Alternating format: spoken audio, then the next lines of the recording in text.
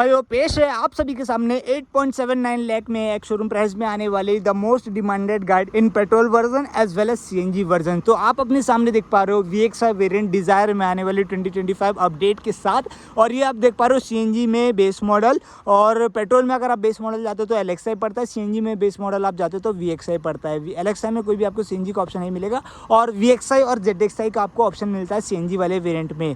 8.79 लाख इस गाड़ी का एक शोरूम प्राइस आपको पड़ जाता है, और ऑन रोड आते आते आपको 9-9.5 लाख तक ये आपको करीबन पड़ने वाला है। 10 लाख तक ये आपको पड़ जाएगा ऑलमोस्ट। सीएनजी का मज़ा इस गाड़ी से आप एक्सपेक्ट करते हो, जो आपको भरपूर देता है मार्केट से कहीं ज़्यादा है।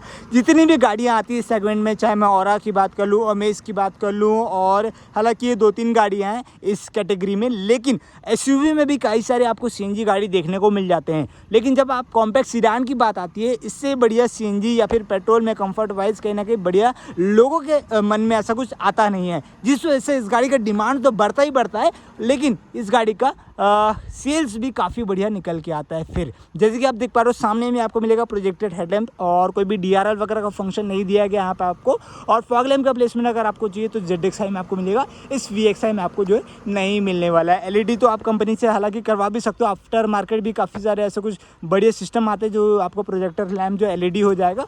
और बाकी फ्रंट से थोड़ा सा लिटिल गंदा, इसको माइंड मत करना। हालांकि ये स्प्लेंडेड सिल्वर कलर है, इस कलर में काफ़ी बढ़िया लगती है गाड़ी। और जो गार्निशिंग पार्ट है, चाहे मैं एक ग्लॉसी ब्लैक फिनिशिंग की बात कर लूँ या फिर हेडलैम्प की स्मोकी ब्लैक की बात कर लूँ, ये साइड में आओगे तो ये ब्लैक कलर का स्टील व्हील का जो ऑप्शन आपको मिल जाता है, विथ मैग्मा ग्रे कलर का जो इसका व्हील कैप है, यहाँ पे आपको ऐसा कुछ देखने को मिल जाता है।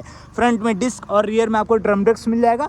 ओवरऑल गाड़ी का जो विड्थ और डायमेंशंस वगैरह ना काफ़ी बढ़िया परफेक्ट निकल के आता है, चाहे जितनी भी गाड़ियाँ आ जाए, लेकिन डिमांड सबसे ज़्यादा इसी का रहने वाला है मार्केट में, चाहे सीएनजी हो चाहे पेट्रोल हो। Electronically adjustable, foldable, retractable ORBIM LED indicator के साथ, और नॉर्मल सा एंटीना नहीं, यहाँ पे आपको ओवरऑल शार्प एंटीना दे दिया जाता है, जैसे कि आप देख पा रही है। और यहाँ पे रियर में डिफॉगर वगैरह देखने को मिलता है। बाकी यहाँ पे आपको ऐसा कुछ रियर लुक मिल जाएगा। बाकी यहाँ पे आपको साइड में देखेंगे तो आपको सीएनजी का बैजिंग देखने को मिल जाता है, जिस वजह से आपको समझ आ जाएगा कि आप सीएनजी वाला गाड़ी चला रहे हो। सीएनजी बाहर से आपको ज़्यादा कहीं भी नहीं लगने वाली, अंदर से आपको लगेगी, वो भी कहाँ से, बूट स्पेस से। बूट स्पेस जब आप खोलोगे तो यहाँ पे आपको ऐसा कुछ पूरा सीएनजी के टैंक मिल जाता है।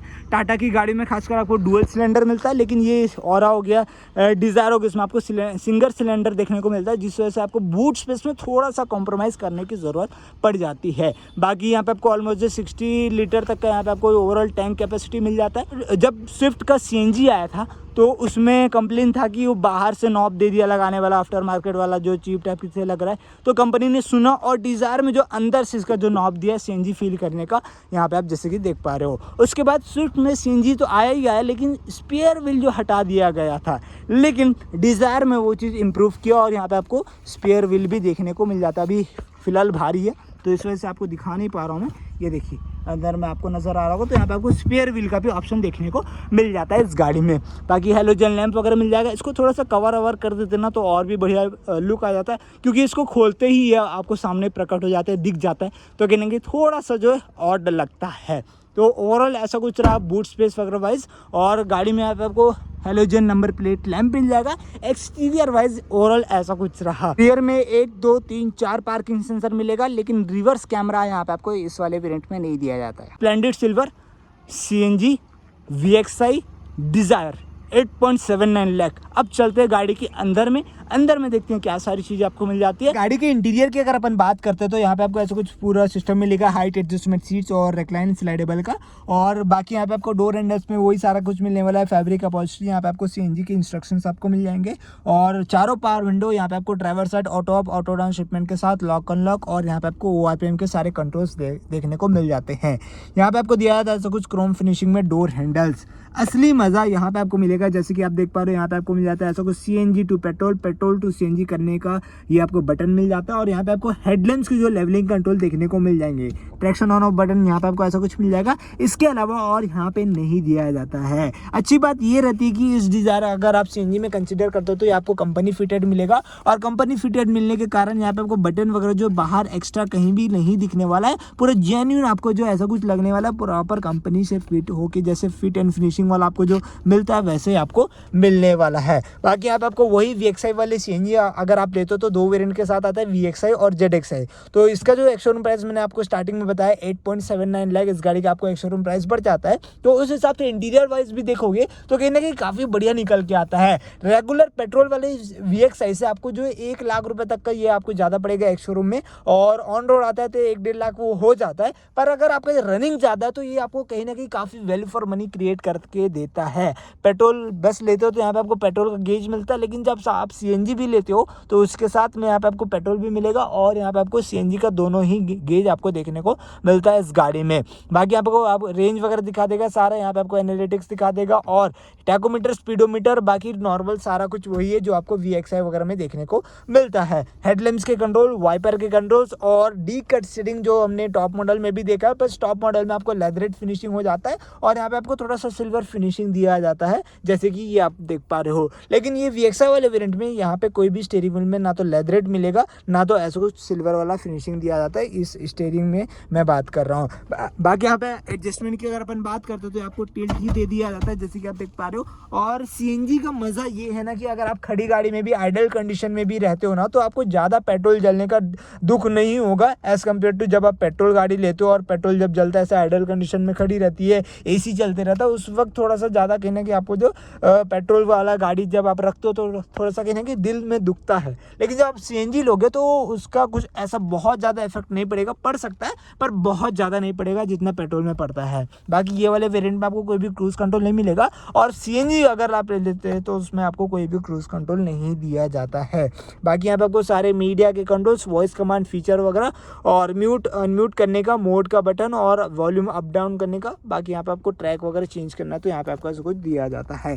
5 स्पीड मैनुअल ट्रांसमिशन और यहाँ पे आपको ऐसा कुछ दिया जाता है जैसे कि आप देख पा रहे हो। हैंड ब्रेक वगैरह यहाँ पे आपको प्रॉपर मिलने वाला, नीट एंड क्लीन। नीचे में अगर आप जाओगे USB सॉकेट और 12 वोल्ट का चार्जिंग सॉकेट यहाँ पे आपको ऐसा कुछ मिल जाएगा।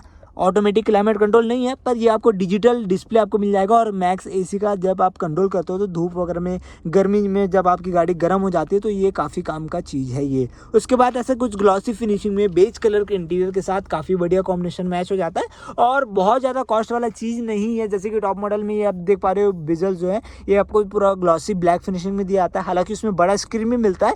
लेकिन अगर आप लोअर वेरिएंट अगर आप छोटा स्क्रीन दे भी रहे हो तो एटलीस्ट इसको ग्लॉसी वाला दे देते तो देखने में एक अच्छा दिखता और ऊपर से ये थोड़ा सा चीप वाला फील नहीं आता। थोड़ा सा देखने में इसको ग्लॉसी कर देते तो फिनिशिंग में भी काफ़ी बढ़िया आ जाता। तो यहाँ पे आपको ऐसा कुछ सारा कुछ मिल जाता है, एंड्रॉइड और एप्पल कारप्ले वगैरह और सारे बढ़िया सिस्टम के साथ, कनेक्टिविटी के साथ, ब्लूटूथ 5.0 के साथ, 4 स्पीकर और ट्विटर को कोई भी आपको ऑप्शन नहीं मिलता इसमें।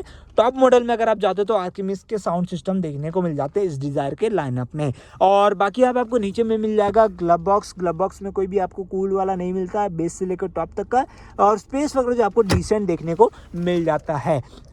IRV मैनुअल रहेगा, डे एंड नाइट यहाँ पे आप देख पा रहे हो, और हेलोजन केबिन लैंप, यहाँ पे टिकट होल्डर मिल जाएगा। वैनिटी मिरर आपको इस साइड दे दिया गया जैसे कि आप देख पा रहे हो। भाई इस डिज़ायर वगैरह में ना सीटिंग कंफर्ट की कोई भी ऐसा बरसों से जो है कंप्लेन नहीं रही है।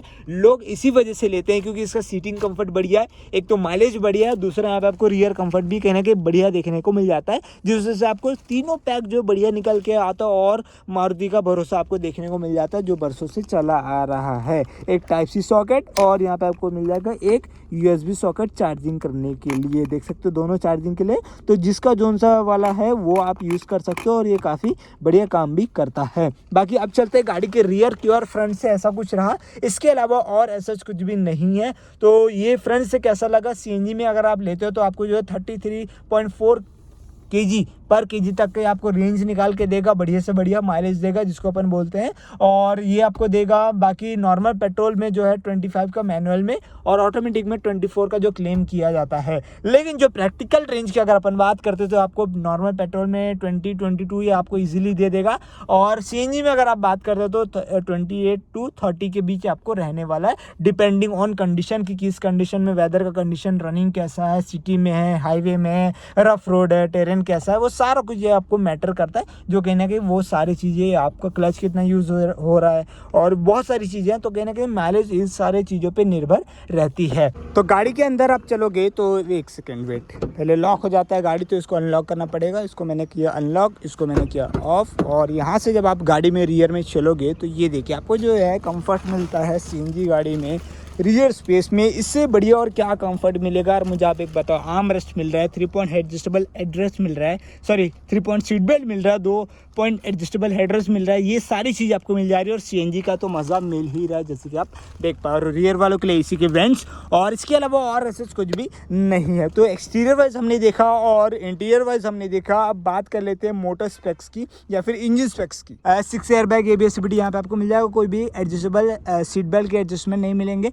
और यहाँ पे आपको मिल जाता है ऐसा कुछ halogen cabin lamp front as well as rear. Blazer hook यहाँ पे आपको नहीं दिया गया, एटलीस्ट ये चीज़ होना चाहिए था, कॉमन सा चीज़ है, आजकल की हर गाड़ी में आपको देखने को मिलता है। रियर से इतना ही और ऐसा कुछ भी नहीं है। तो भाई गाड़ी का इंटीरियर वगैरह तो हमने देख लिया, लेकिन बात आती है इंजन की। इंजन में अगर आप जाओगे तो Z12 E सीरीज़ का 1.2 लीटर का इंजन मिलेगा। पहले खोलता हूँ फिर दिखाता हूँ भाई। ये है 1.2 लीटर Z12 E सीरीज़ का 3 सिलेंडर इंजन। बाकी जितनी भी आप सेगमेंट में देखोगे आपको 4 सिलेंडर मिलेगा। यही गाड़ी जो आपको 3 सिलेंडर मिलने वाला है और माइलेज भी सबसे ज़्यादा ये आपको देगा। CNG किट वगैरह यहाँ पे आपको ऐसा कुछ मिल जाएगा और ABS CVT किट वगैरह आपको मिलेगा। इंजन भी आपको नीट एंड क्लीन। तो ओवरऑल ऐसा कुछ रहा। पावर कॉन्फ़िगरेशंस की बात कर लेते हैं, आपको 69 bhp और 101 Nm का टॉर्क आपको निकाल के देगा। पेट्रोल में अगर आप जाते हो तो वो आपको निकाल के देगा 80 bhp और 113 Nm का टॉर्क आपको निकाल के देने वाला, 112 Nm का टॉर्क। ठीक है, तो ओवरऑल ऐसा कुछ रहा इस CNG बेस मॉडल डिज़ायर की। अगर अपन बात करते हैं तो आपको कैसी लगी आप एक बार कमेंट सेक्शन में बताना। होप करता हूँ कि आपको वीडियो पसंद आएगा। पसंद तो लाइक शेयर सब्सक्राइब जरूर से कर देना। और कौन कौन सा वीडियो देखना है वो भी आप एक बार कमेंट में बता सकते हैं। मिलते हैं एक और ऐसी नए वीडियो के साथ, तब तक के लिए गुड बाय।